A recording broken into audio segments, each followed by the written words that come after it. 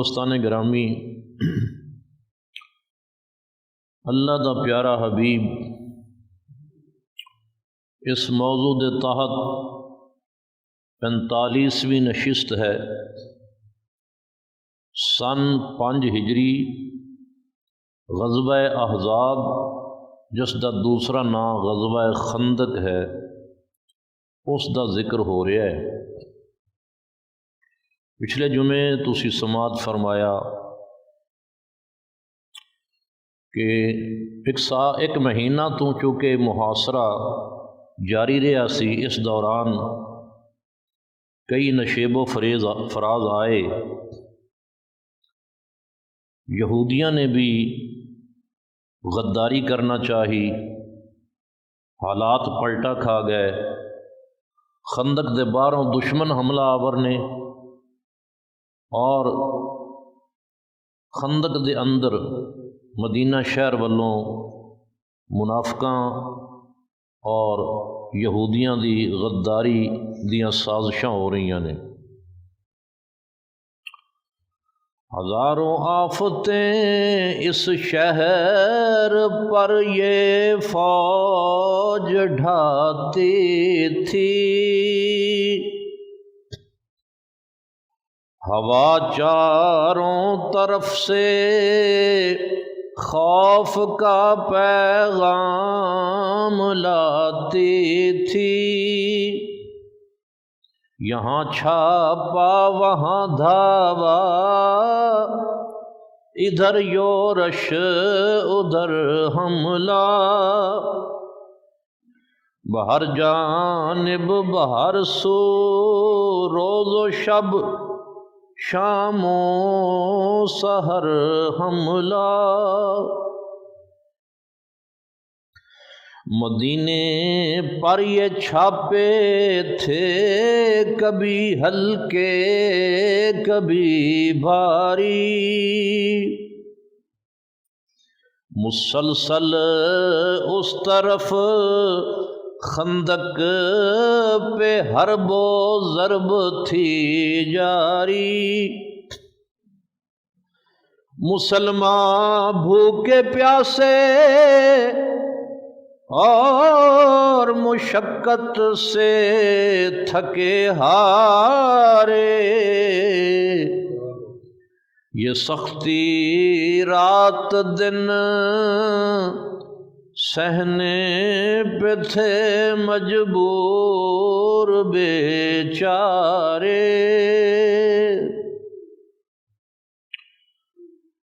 تو چونکہ حالات پلٹا کھا چکے سن، خندق دے باہر دی طرف کفار سن اور خندق دے اندر دی طرف یہودی حملہ آور سن، منافق بھی دشمنی کر چکے سن۔ اس حالات نو دیکھدے ہویاں نبی کریم صلی اللہ علیہ وآلہ وسلم نے وہ 12 قبیلے جو حملہ کرن لئی آئے سن، انہاں وچ ایک قبیلہ بنی غطفان سی، تو حضور نے اس قبیلہ بنی غطفان دے نال مذاکرات شروع فرما دیتے۔ حضور نے اس قبیلہ بنی غطفان نو ایک آفر کیتی، پیشکش کیتی کہ اے قبیلہ بنی غطفان، اگر تسی مدینہ شہر دا محاصرہ اٹھا لو اور چلے جاؤ، واپس چلے جاؤ، تے مدینہ منورہ دیاں کھجوراں جو پیدا ہون گیاں کل پیداوار دا تیسرا حصہ تانوں دیاں گے۔ قبیلہ بنی غطفان نے حامی بھر لئی کہ ٹھیک۔ ہن آپ نے 2 سردار قبیلیاں دے سردار جنہاں دا نام سعد سی، دونوں نام سعد سی، سعد بن معاذ رضی اللہ تعالیٰ عنہ اور سعد بن عبادہ رضی اللہ تعالیٰ عنہ، دونوں سعداں نو نبی پاک صلی اللہ علیہ وسلم نے بلایا مشورے واسطے۔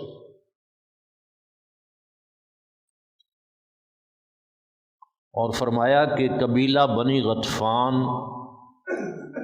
ਡੀਲਿੰਗ ਵਾਸਤੇ ਤਿਆਰ ਹੈ। اگر اسی شہر دیاں کھجوراں دا کل پیداوار دا تیسرا حصہ قبیلہ بنی غطفان نو دینے تے یہ چلے جان گے اور دشمن لشکر وچ پھٹ پہ جائے گی، اتحاد نہیں رہے گا۔ تہاڈا کی خیال ہے؟ قبیلے دے سرداراں دونوں ساداں کولوں جدوں یہ مشورہ لیا،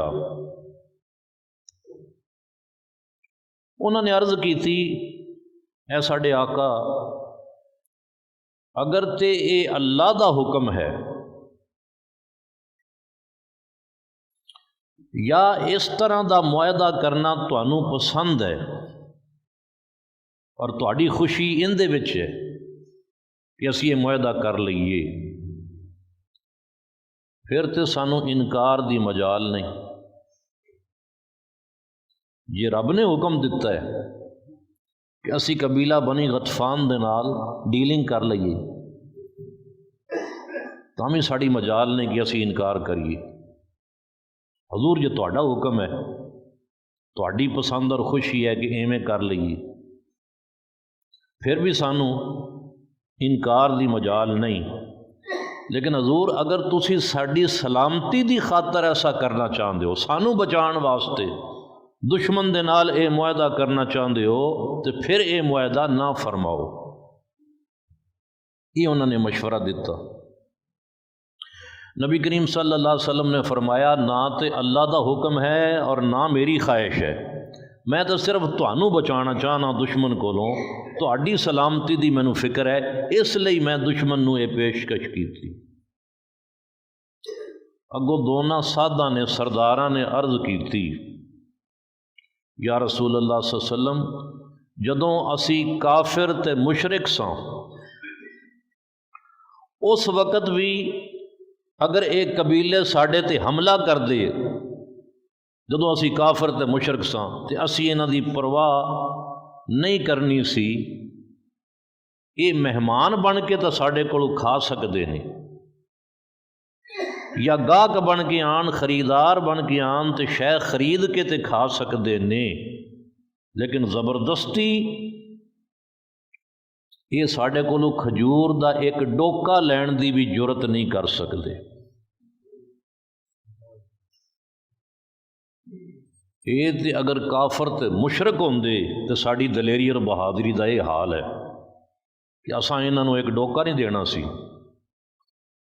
تے ہن تے اللہ تعالیٰ دے فضل دے نال سانوں اسلام دا شرف حاصل ہو گیا ہے۔ ہن ساڈی غیرت ایمانی دا تقاضا یہ ہے کہ جنگی تاوان وچ انہاں نوں کھجوراں نہ دئیے،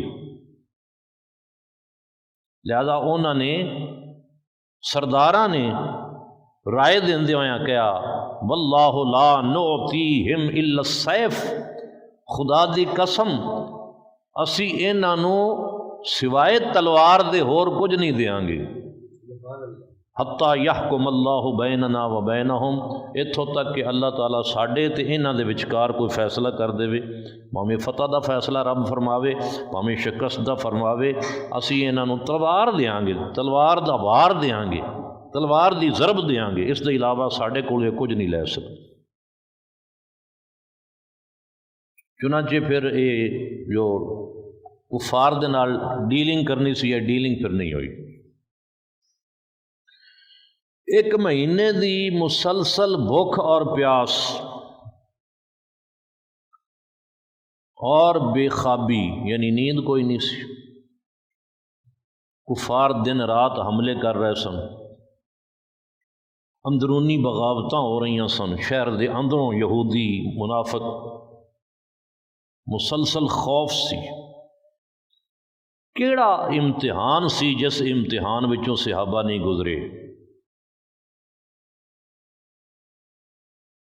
لیکن مقاصد جن کے اونچے اور اونچا بخت ہوتا ہے، وہ کہندے نے جڈا مقام وڈا اوڈا امتحان وڈا۔ امام حسین علیہ السلام دا مقام وڈا سی نا تے امتحان بھی وڈا آیا۔ جڈا مقام وڈا ہوندا ہے اونا ہی امتحان بڑا ہوتا ہے۔ یہ صحابہ جو صاحبان مقام سن انہوں نے پھر یہ گھڑی آئی جنگ خندق اور غزوہ احزاب دی صورت وچ، سخت سردی وچ بھوک اور پیاس دے عالم دے وچ اپنے گھر بار چھڑ کے خندق دے اتے پہرا دے رہے نے، کھلے آسمان تھلے خیمے لگا کے بیٹھے ہوئے۔